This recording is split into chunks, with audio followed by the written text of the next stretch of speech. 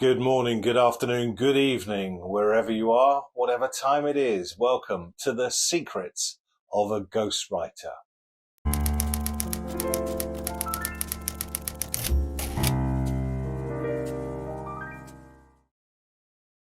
Dear Zoo by Rod Campbell. Have you ever heard of that book? Have you ever read that book? Have you ever read that book to somebody else?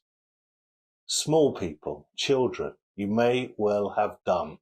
It's the most prominent example that I can think of as a parent of children's books. Children's books is a massively aspirational market to get into. The first thing I would say is don't even try via a conventional publisher, because I think people like Rod, who I don't even know, have that market sewn up. Through self-publishing, if you can acquire an audience, and that audience may begin amongst your circle of friends, particularly if you are at the mum with young children's age, so school friends and groups, etc., you can begin to grow an audience through self-publishing. So the first thing I would say is that if you want to write a children's book, then you want to be doing it independently.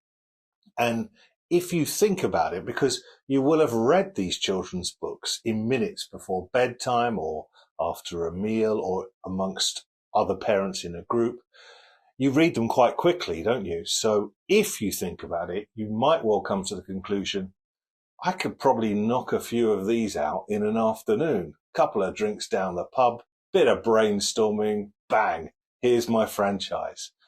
It does look simple. And I think in terms of the words, the amount of text that's on these pages, that is a very small amount. So if you set your brain to go and begin the creative process, that might actually be one of the less challenging parts. Now, of course, I've gone through that phase thinking I might be able to make quite a bit of money here.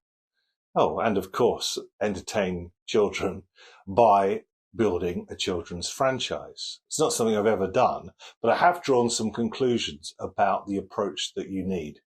So, firstly, the words, not too many of them. But I reckon as well, there's a little sort of subconscious technique in children's books that, and know your demographic, know your age group. So, for example, under fives, or then the next strand upwards as you work through the school years. But I think that there's a little trick where they include 3 or 4 big words in the book. And the book might only be 10 pages. That's the beauty of it. And of course, those big words are that we are dressing up learning as a little fun story. Now, Rod Campbell's book, Dear Zoo, is about a zoo. Going to the zoo. It has lots of pop-ups. Now, if you start to break this down, pop-ups is going to involve probably a third person who might have good graphic designer, artistic skills. And that will probably also add to the cost if you are self-publishing. But of course, kids love pulling things out of books. If you don't want to do pop-ups, it occurs to me that the route to success here involves rhyming in the language.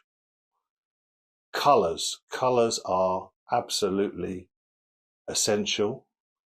A few words on a page, as I said, so it's a quick turnover. And, you know, haven't we all read a story at school where there's almost a tiny little moral to take away from it at the end? So you've got to work out how you're going to leave children, I think, on a high or with a lesson as they come to the end of that story. And then they go on to the next one. So some simple little tricks there, I think.